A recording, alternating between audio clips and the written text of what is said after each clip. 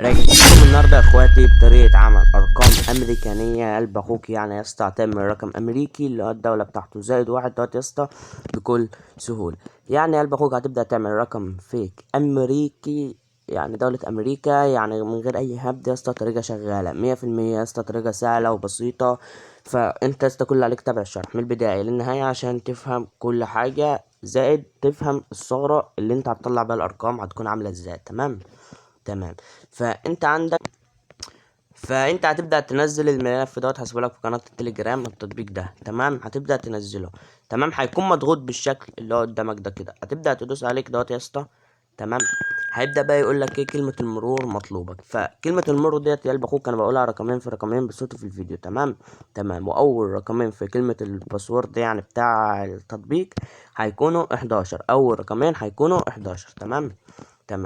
فهو ده التطبيق يا اسطى اللي معانا. تمام، فاحنا هنبداو ندخله على الاعدادات. تمام، نعملوا له مسح بيانات.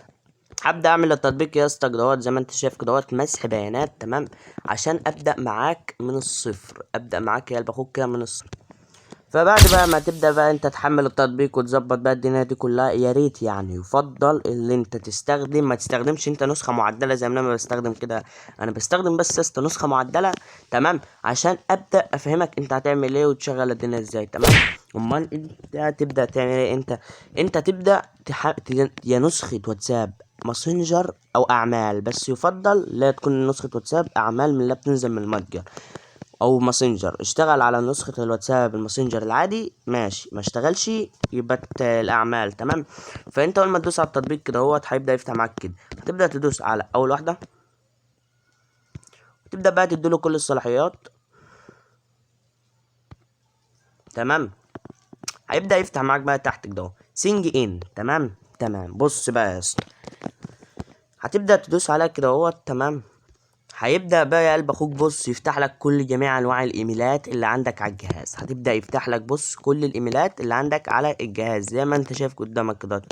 كل الايميلات اللي عندك على الجهاز بدأت طلعت معاك اهو. انت لو جيت اخترت مثلا ايميل، مثلا يعني اي ايميل مثلا من على الجهاز بتاعك مثلا. تمام، انا مثلا اخترت مثلا ايميل اهو عشان بس تفهم، عشان تعرف تشغل الطريقة ازاي. تمام، هتدخل. تمام، هتبدأ مثلا هنا تكتب ايه، اي اسم بس يكون بالانجليزي، مثلا مافيا مثلا.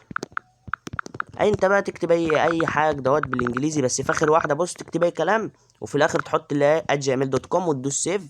تمام، هتطلع الرقم منين؟ انت عايز الرقم دلوقتي هتجيبه منين؟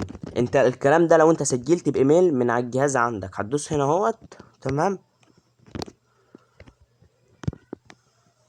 مش هتلاقي حاجه.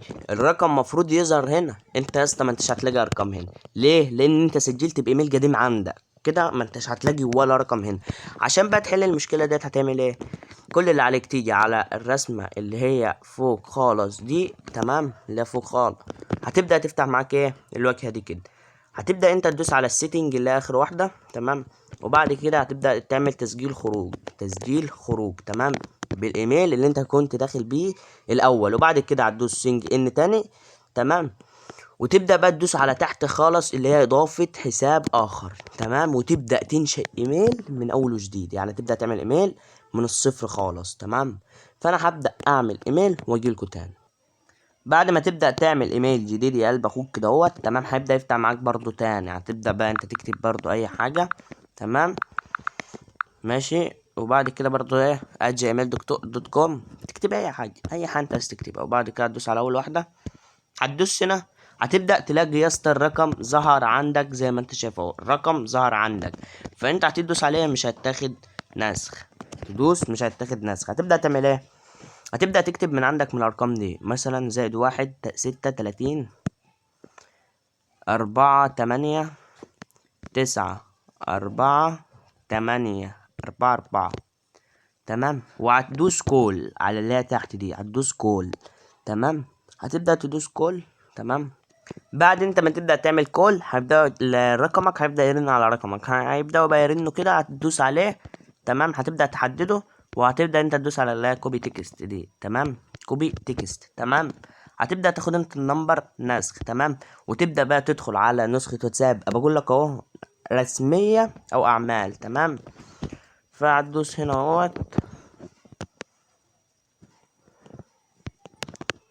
رمز الدولة +1. تحذف دي كده، حط قوس تاني، ثواني بس يا اخواتي. خلاص. بعد كده هتبدأ تدوس التالي. تمام. هنبدأ نشوف الدنيا بتاعت النمبر ايه. هتبدأ تدوس نعم. تمام. هنبدأ نشوفه. ده واحد واخده، ده مفتوح على جهاز حد، بيقول لك اهو ترسلنا كود الى الايميل. تمام. فده مفتوح على جهاز واحد. لابد من استخدام تطبيق الواتساب الرسمي. فانا قلت لك يا اسطى عشان انت ما تواجهش الكلام دي، اصل اغلبيه الارقام دي بتكون محظوره معدل. تمام. الامريكانيه دي بالذات. فانا بقول لك فانا قلت لك من الاول عشان ما تواجهش اي مشكله من المشاكل ديت، استخدم واتساب اعمال او واتساب ماسنجر، بس الافضل واتساب الاعمال. وبس كده يا اخواتي، ده بيكون ان شاء الله النهارده. واخر رقمين في الباسورد هيكونوا 22. بس كده، اشوفكم الفيديو الجاي. سلام.